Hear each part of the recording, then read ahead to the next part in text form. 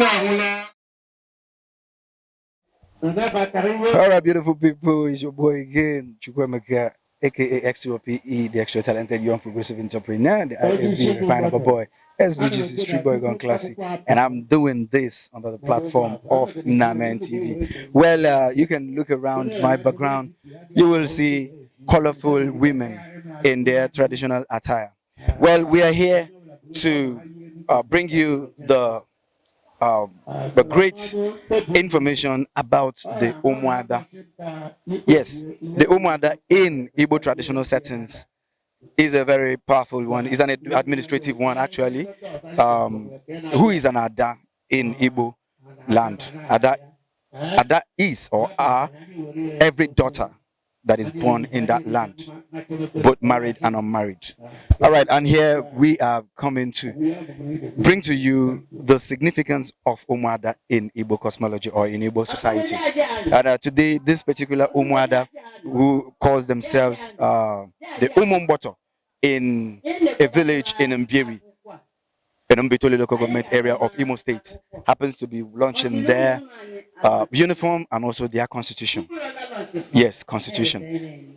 They are very powerful because since they administer one or two things in the Igbo society, they have some certain powers or rights to bring or deliver judgments on their sons or their brothers in Igbo land. All right, join me as we do this and get to understand what the Umuada really signifies in Igbo cosmology. Thank you. Hello, my beautiful people. Well, unu la anya ebe a, unu ga-ahụ na mụ na ezigbo nwa ada nke obodo a. No, but aga m enye ohere ka ọ kọwaa aha ya kọwakwanụ ebe anyị nọ n'ụbọchị taa. Mama, biko kọwara ya aha gị na ebe anyị nọ n'ụbọchị taa. Ebe anyị nọ taa Ụmụagwụ. Ndị ahụ Miss Patricia Uzoma, onye isi ụmụ nwaada Ụmụagwụ. Anyị na-egosi ndị obodo launching akwa anyị na ihe anyị mere bylaw n'ọnụ. Bylaw. Yes. Okay. Umuada. Kedu Umuada nọ n'Igbo niile?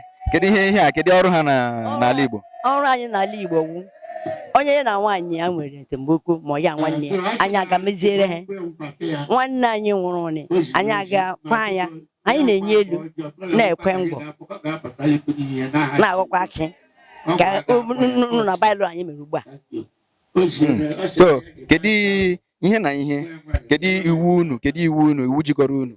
Iwu jikọrọ anyị wu anyị agaghị ezu oshi, anyị agaghị eme ihe ọjọọ. Iwu jikọrọ anyị n'iwu nwa mgbọta anyị gara after ga zuo oshi, anyị ga-agbagharị. Mmekwenu ihe okposhi, anyị ga-agbagharị. Nnekwenu ije nsogbu ma ọ bụ na ya adị ebiri ya adị esemokwu ya dọọ ya aka na nga anyị na-akpọ nwa gbara, anyị ga-agbagharị. Nwanne anyị nwoke bịakanụ chụpụ nwaanyị ya na mgbe ha ka anyị mara dozie ya. Nwanne anyị ga-nye anyị 100,000. Nwanne anyị nwoke ahụ ga-enye anyị 100,000. Okay, ihe na-akọwa na abịa n'ala Igbo ndị ịkpọrọ ya ụmụ mgbọtọ. Ụmụ nwaada oge ihe unu na-akpọ ebe a ụmụ mgbọtọ. Ndị ọzọ na-akpọ ụmụ nwaada, anyị na-akpọ ụmụ mgbọtọ. Ụmụ mgbọtọ. Ndị obodo nwe obodo. Ihe ọbụla ụmụ ihe arụ n'obodo a akpọ anyị ga-ekwu ya kwute ya mma. Anyị kwute ya nkwume ya adịghị mma. Anya ihe ọmacha anyị onye eme. Okay, nwanne unu nwoke lụrụ nwaanyị na-emegbu nwaanyị ya, kedu ihe unu na-eme? Anyị bịa jụọ ya ihe jiri nke nwaanyị anyị agba ya 50,000 gwa ya chi minute ahụ ọzọ. Ọ ya bụ na ebe a unu na-echekmate, a nwere ihe a na-akpọ echekmate. Otu ụmụnne unu ji nwanne unu nwaanyị kwa ofu nwaada dọrọ dị na mba, unu ga na-eme ka ọ kpaa ezigbo agwa. Nwanne unu nwoke lụkwara nwaanyị lụta ebe unu ga na-echekmate eke. Ihe anyị na-eme nwa mbụta anyị lụkwa n'ụdị na mba ruo ebe ahụ metọ onwe ya zuo oshi ma gbagharị aṅa. Anyị ewepụ ya na mitin anyị edepụ ya ọ ga-akwa eme mba anyị ọ ga-akwa ya nwụọ ọ gbasara onye.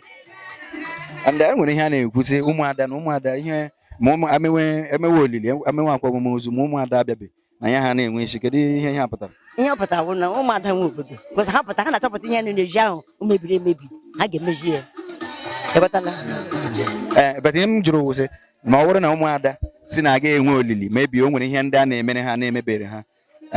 Onwe ya ụmụada ga-eje dị ya ha emerebe ha eli ya anyị aga eje ma ha mezi onye anyị ga-emere n'anya tata omenala. Okay. Ngwa na alụọkwanụ nwaanyị because some people na-ekwu na ịlụ nwaanyị na Imo steeti na-adị ọnụ na agalawa ọnụ. O nwere ihe ụmụada nwere ike ime n'ụdịrị ihe? Ọnwa ka anyị na-eme anakwa na-akpọ anyị nakwa na-enye anyị ụmụada anyị hụ ga-akpọ anyị ga nụnyere ya ya lụchaa di ma ọ ga-eme marriage ma ịgba nkwụ ya kpụ eme invite anyị iricha ṅụcha anyị enye right anyị kwesịrị inye anyị ala. Oke, nwere ihe a na-enyekwa mmadụ kpọrọ unu. Ọ ihe na-enye mmadụ ụfọdụ ahụ. Oke, kedu ndụmọdụ ị na-adụ ndị Igbo ndị ọzọ na-akwanyegara ụmụada Igbo ihe gbasara ụmụada?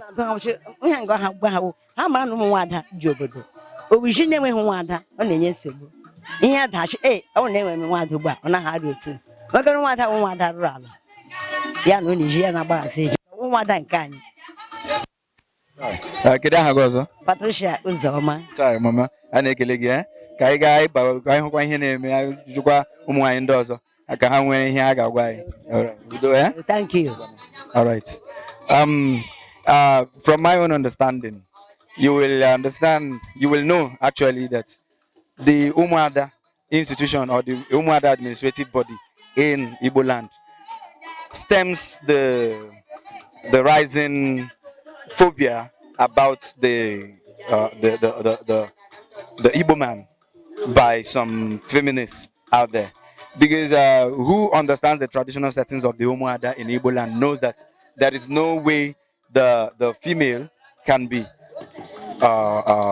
intimidated or treated badly by the men because they are men. But the Umuada right here will checkmate them. So the modern day feminism that tries to paint the modern man as evil and whatever is totally wrong and is defeated by the concept of the Umuada in Igbo land. All right, let's go over there and still ask people what they think about this Umuada. Thank you. All right, Haneze ndị Igbo. Ezigbo nwanne unu nwoke Chukwuemeka. Anụ m na ụbọchị nke taa ebe ndị obodo a na-akwado Umuada ha kpọrọ ụmụ mgbọtọ. Onye mụ na ya nọ onye n'akụkụ wu Chief Samuel Ozuzuma, ọchị na nwata nke mbụ na ala Mbieri. Chief, udo? Yeah. Okay, biko ihe a na-eme ebe a. Anyị hụrụ ndị yi ezigbo akwa nwere ezigbo colors. Biko kọwara ihe a na-eme. Yeah, ihe ụmụ mgbọtọ ụmụ agwụrụ daughters. We call them Osoko. Why we call them Osoko is that we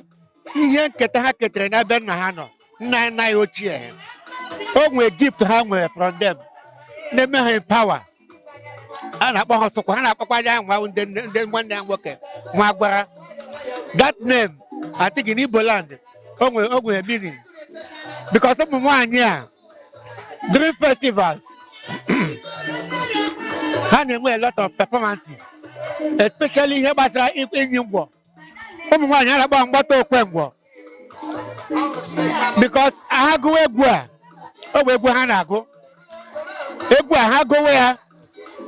the young girls will be inspired.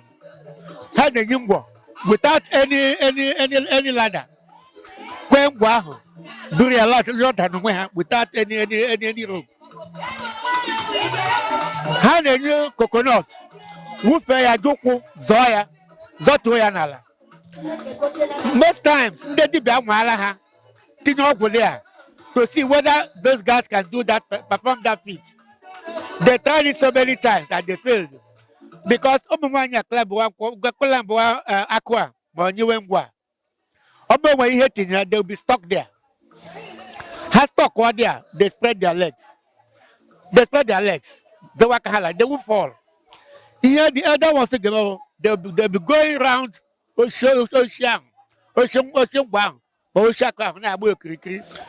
very old ones will that thing will be off. Okay, wow. That thing will climb. Okay, Chief, actually, Kedi uru makana I bịara na anụ that na Umuada na-eche ndị nwaanyị lọta n'obodo na-echekmeti kwe ụmụ ha nke ha alụpụ na mba. Kedu ihe ya pụtara? Yeah, most cases ụmụ nwaanyị na-alụbata here The Bodania had been very stubborn to their husbands. This woman will bring them down.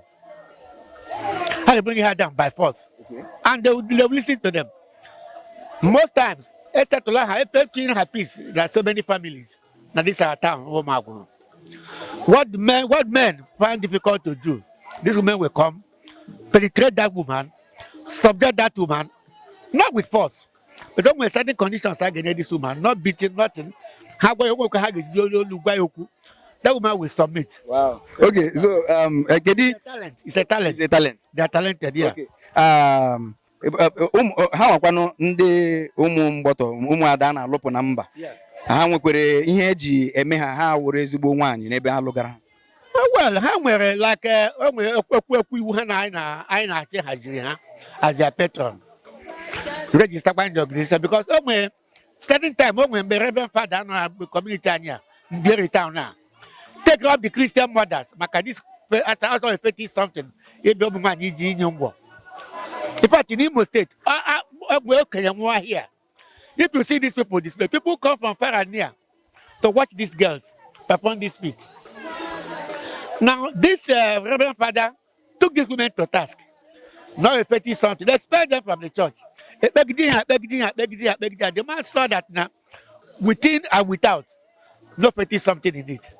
Now we hear return retrieve from our forefathers. Our gift. So the man left them off the hook. And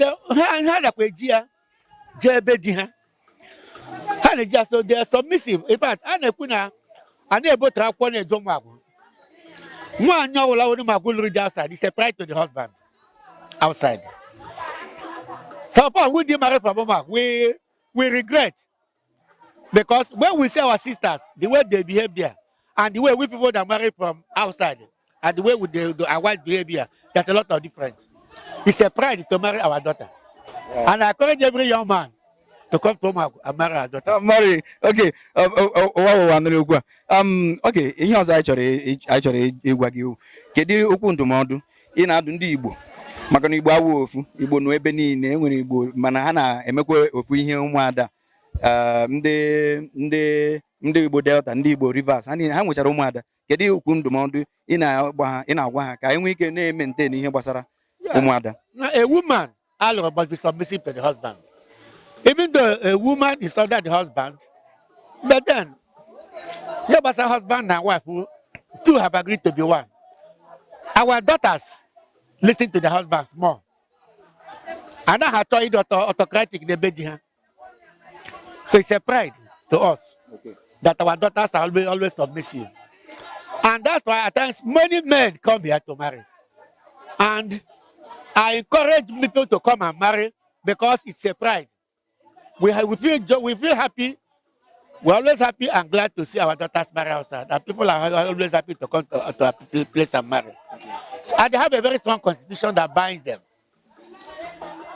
Our married daughter may misbehave, but our people will go there and wonder, punish here, that the husband will feel proud. That yes, we have tradition and culture. Thank you. Thank you. Thank you, Chief. Thank you, sir. Thank you very much. All right, I keep telling you this.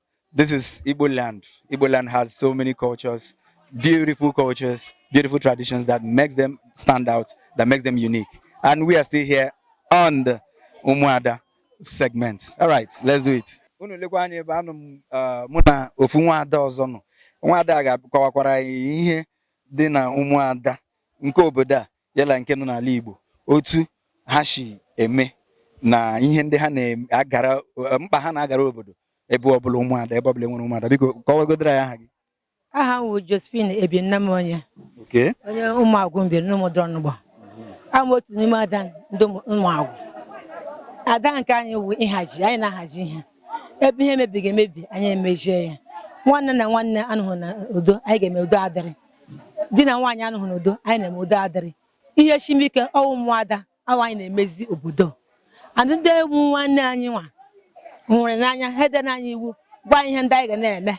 Ọ ha kwadoro anyị nwa anyị na-eji eme ihe ndị ahụ. Enweghị ndị ga-ekpe n'Ụmụagwụ niile, mana Ụmụada etibe ya ọnụ, ọ gaghị enwe isi. Anyị na-emebi ihe anyị na-emezi iwu mmezi. Chai, nke a tọkwara m iche. as in a na-emebi ihe a na-emezi emezi. Okay, nwanne anyị nwoke mee ihe ọjọọ anyị agasị na nwanne anyị nwoke anyị ga-atakwa ya kochiekwana ya tokisheme nwaanyị anyị lụkwara alụ otu aka ahụ nwaada anyị kwa mebikwa iwu anyị ga-atakwa ya gbakwana ya ka otu ga-esi aga a na-emekwa ya otu ahụ ka ọ na-adị ziziriri na-agba ya agbagha.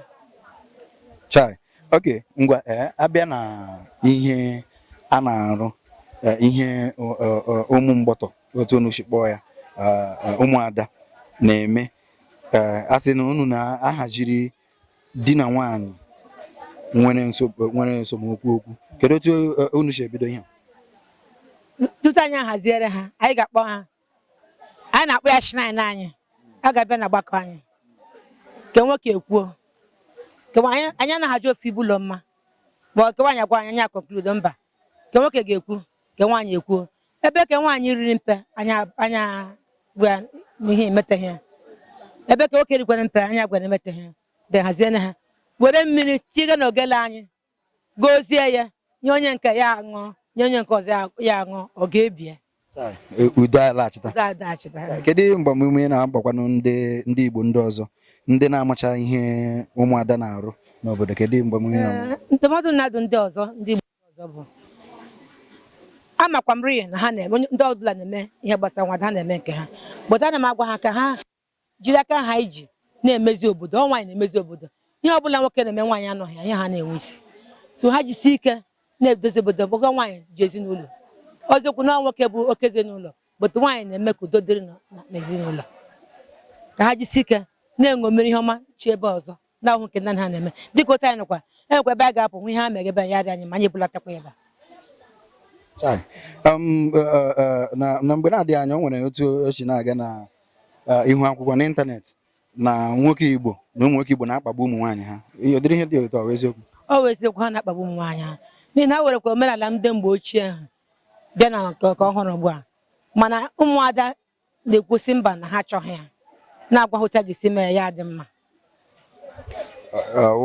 onwe ha na-akpọ equal right nwere equal right na ihe gbasara nwoke na nwaanyị n'ala Igbo nwoke na nwaanyị enweghị equal right nwaanyị n'okpuru nwoke enwe otu nwoke na nwaanyị ga-eji nwe equal right ọ n'okpuru bụta nga nwe equal right bụ God bụta abịa na mmadụ anyị nwaanyị nọ n'okpuru nwoke otu ọbụla o siri dị ma ọnụ na-adị ma ọnụhụ na-adị onwe ka o siri nọ ana ihe gbasara nwaada anya ọgwụ naanị sọsọ ndị na-anụhụ na-adị ma ndị nọ na-adị sọgịlị ọ dị na Ghana ọsọgịlị onye ọcha you are entitled to be one of us so otu anyị ka anyị si eme ya.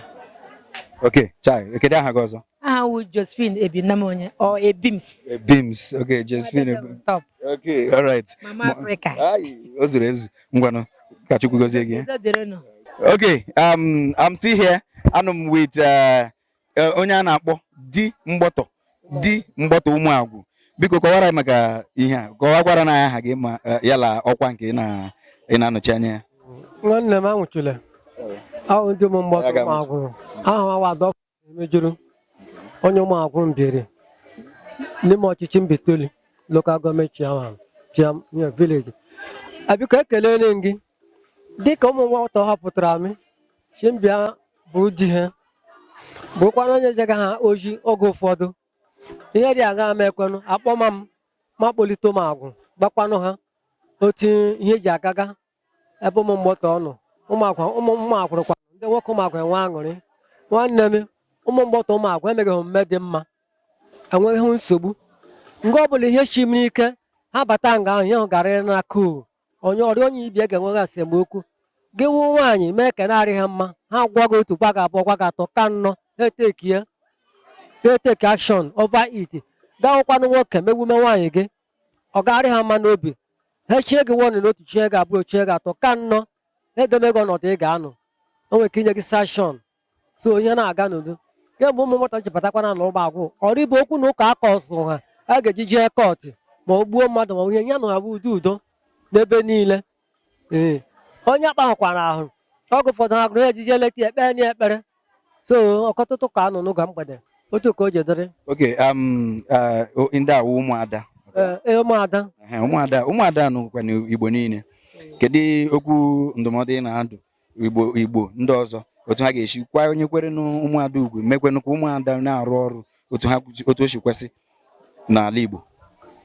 Nwanne m anwụla ịbịa n'ala Igbo na ọmata omenala dị iche iche, omenala mba dị iche iche, dịka ebulu onye be ụmụ mgbọtọ anyị na-adụ ha ichie n'ike na-agbalịnụ n'aka ọrụ nnụ maka ịkasị nke onye nụkwa ọkpọrọ onye jikwa onwe ya ejiji atụ ego ma ọ ihe rịa aṅa nsogbu ọbụla dapụta anyị ichie n'ike sọvụọ ya na-aganụ n'iru lekwa na alụ ala nnụ ụwa ala ụmụagwụ nna echefu ihe dịka ụta isi na-adụ ndị eke enyi ndị eke ọzọ jikwa n'otu na-elekọta ala nnụ ihe menyeme nsogbu na-abata n'ime ya kpọọ ndị nna nnọ ha na ụmụnne nnu ha okuchi ihe emego otu ele otu oge ji rị mma ha chọghị nsogbu n'obodo ha bikọs ihe ọjọọ na-ebute aha ọjọọ n'obodo obodo ọbụla ụnụ na ala Mbitoli Mberi n'Imo steeti jichie n'ike sofu iwu nwa mgbọtọ nwa ada jichie n'ike na-ewulite obodo nnu ka ọ na-eto eto raa na ịdada nwa okorobịa akpabakwana agwa ọjọọ kpọlata na ya dọọ ya ọdụ ebe anyị kpọlata adọọ ya ọdụ ha cha ha ga-ekpe